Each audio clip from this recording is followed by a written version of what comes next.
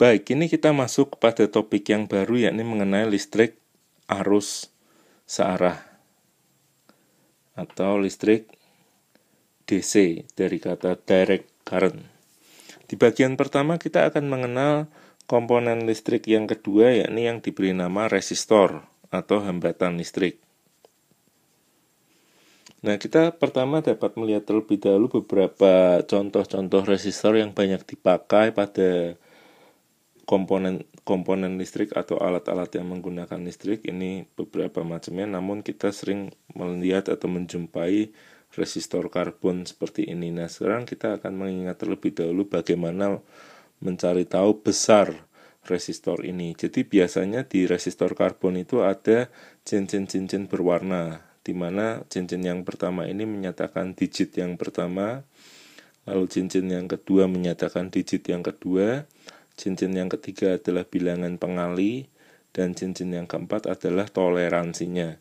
Misalkan pada contoh pertama ini, cincin pertama berwarna merah, jadi digit pertamanya 2, lalu cincin yang kedua berwarna hijau, digit yang keduanya adalah 5, lalu cincin yang ketiganya adalah berwarna oranye, jadi dikali 10 pangkat 3, di sini 3 adalah untuk warna oranye. Jadi nilai dari resistor tersebut 25.000 ohm. Nah, tapi ada suatu toleransi dari resistor tersebut, di mana dinyatakan oleh cincin yang keempat, yakni berwarna emas. Dan untuk warna emas toleransinya adalah 0,1 atau 10% dari nilai resistor tersebut. Jadi nilai resistor ini berkisar antara sekitar 22.500 ohm hingga 27.500 ohm. Nah, selain itu juga ada resistor karbon yang memiliki cincin yang lebih dari 4. Nah, ini bisa dilihat contohnya dan bagaimana nilai-nilainya. Lalu selain itu kita bisa juga mencari besar nilai suatu resistor karbon ini dengan menggunakan multimeter, di mana multimeter ini harus kita set terlebih dahulu pada pengukur hambatan listrik yang memiliki tanda ini dari simbol ohm, yakni dari nama seorang ilmuwan George Ohm. Jadi itu untuk mengukur hambatan atau ohm meter. Nah, selain menggunakan ohmmeter, maka ada juga teknik yang dipakai pada skala penelitian untuk mengukur hambatan listrik dari suatu bahan, yakni yang dinamakan teknik 4 point contact atau 4 point probe teknik. Nah, jadi caranya adalah dengan menggunakan suatu sumber tegangan, misalkan di sini baterai yang dihubungkan dengan bahan yang akan diukur hambatan listriknya. Jadi baterai tersebut kita hubungkan dengan bahan ini, jadi dihubungkan secara seri.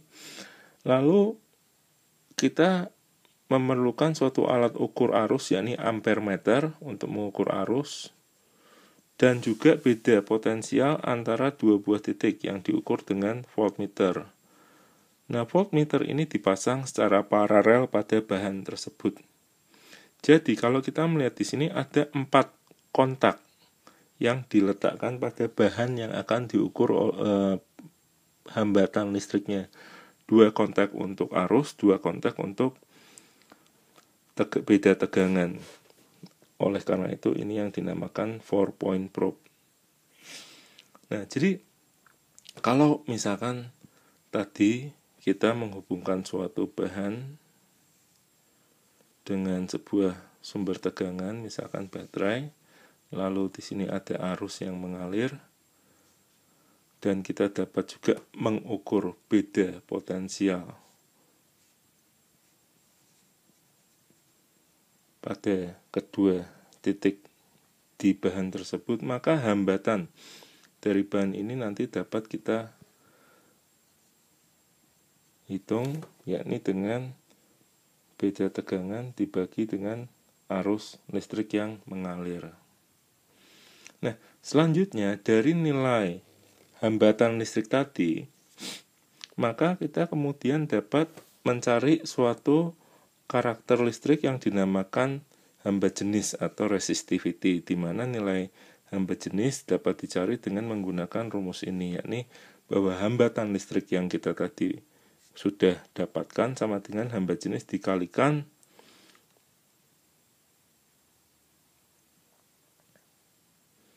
panjang dan dibagi dengan luas penampang. Nah, ini hati-hati, luas penampang adalah permukaan yang tegak lurus yang dilewati oleh arus listrik itu. Nah, kemudian kita dapat mencari nilai dari hambat jenisnya, yakni sama dengan hambatan listrik dikalikan luas penampang dibagi panjang bahan ini. Jadi secara umum kita akan dapati satuan dari hambat jenis bernilai satuannya adalah ohm dikalikan meter. Baik, ini adalah daftar dari hambat jenis bahan-bahan yang ada. Misalkan kita dapat melihat di sini yang nilainya cukup besar adalah emas dan juga aluminium. Lalu juga ada perak. Dan kita juga melihat ada yang bernilai lebih besar lagi, yakni karbon. Nah, yang menarik tentang karbon tentunya adalah karbon kita tahu punya dua wujud yang kita dapat lihat, yakni yang pertama karbon seperti yang terdapat di pensil. Ini adalah karbon yang memiliki sifat konduktor atau penghantar listrik yang baik, tapi juga ada karbon yang dalam bentuk berlian atau diamond. Nah, diamond adalah karbon namun ia adalah penghantar listrik yang buruk. Jadi ini sangat menarik sekali, ternyata karbon ini bisa punya dua sifat yang berbeda pada dua keadaan berbeda tadi. Nah, juga perlu diketahui di sini bahwa hambatan listrik dari material-material ini diukur pada suhu 20 derajat tersebut. Jadi, sebenarnya hambat jenis dari suatu material ini memang nilainya sangat dipengaruhi oleh suhu. Bahkan ada juga material-material tertentu yang nilai hambat jenisnya bisa berubah. Misalkan kalau kita bicara bagaimana sifat hantaran listrik suatu bahan, ada yang dinamakan konduktor, yakni penghantar listrik yang baik, juga ada yang dinamakan isolator atau penghantar listrik yang buruk.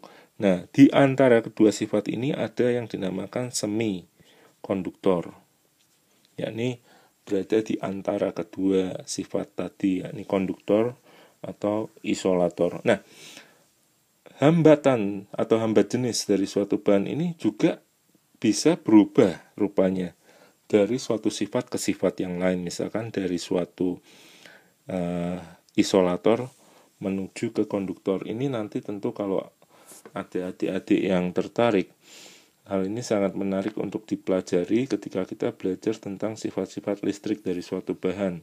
Misalkan di sini ada suatu material yang terdiri dari gabungan beberapa unsur.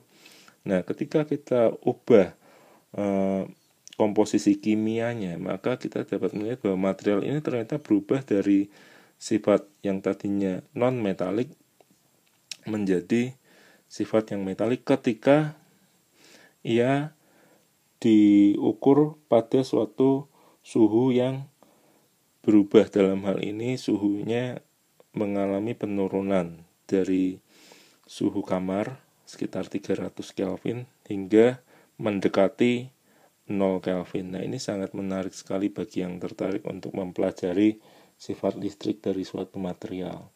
Nah, bagaimana mengukur ini semua? Sebenarnya tekniknya sederhana tadi, yaitu menggunakan